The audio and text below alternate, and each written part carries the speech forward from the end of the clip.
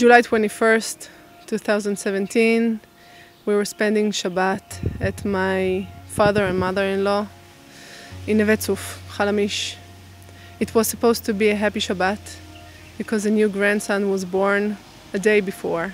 The door got open and someone barged into the room. He started stabbing, and I told my 3 older kids, go upstairs. Just go upstairs really fast. The 4 of us went up to the stairs and went to the room. We were all quiet in the dark, waiting to something to happen. In the meantime, we heard everything that was going on downstairs. The stabbing, the screamings, calling for help. We heard everything.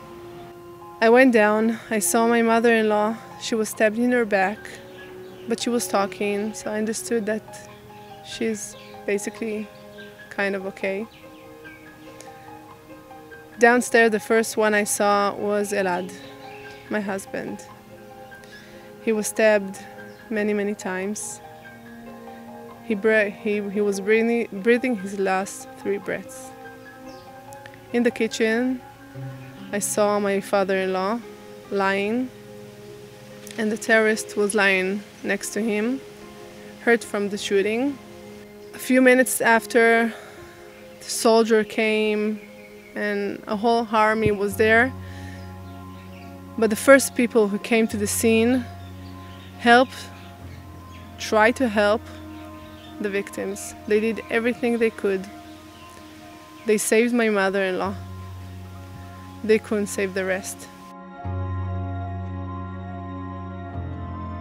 These people are the first responders and the volunteer medics that serve all over Yehuda and Shomron. They are volunteer medics. They are there living with us, living among us, regular people, mommies and daddies and teachers and accountants and builders. And they are trained in first aid and first response and medical emergency medicine.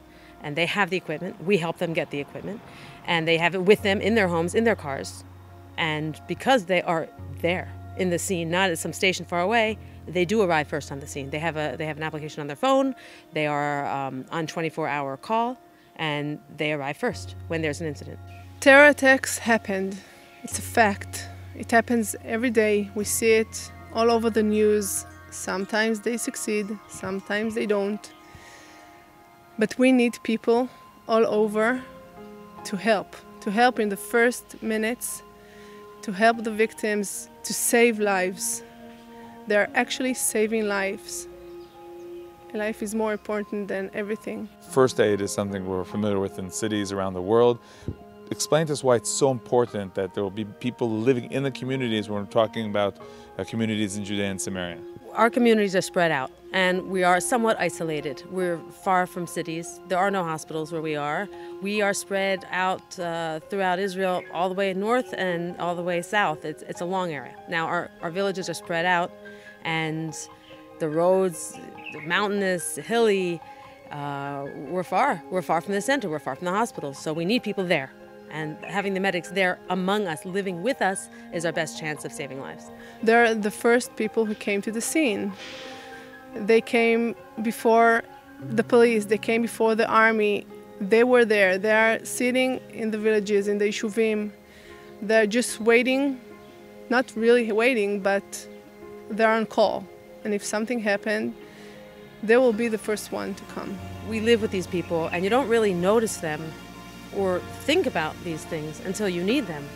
And when you have a boy who falls on the trampoline, or somebody's having a heart attack, or a seizure happened in our issue, then you realize, really where we live. And these people are heroes, and they're our local heroes. They live among us. And thank goodness we have this organization that has gotten this going. It's not only about people, it's not only about the volunteers, it's also a lot about the ambulances and the equipment. Tell us about that.